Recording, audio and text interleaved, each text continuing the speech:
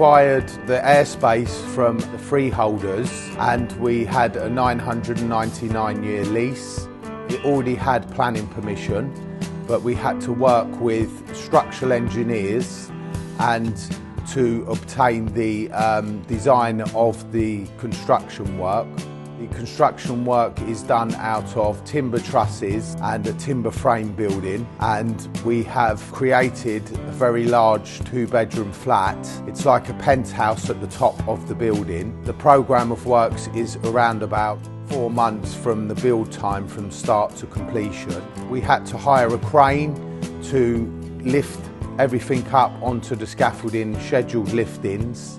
The structure was built within about 4 to 5 weeks, and then we had everything enclosed. Now we're starting to work internally. The whole space inside is a really good space, and we're planning to market the property in the next 2 months. It's been a really good venture to be on. The guys have worked really hard.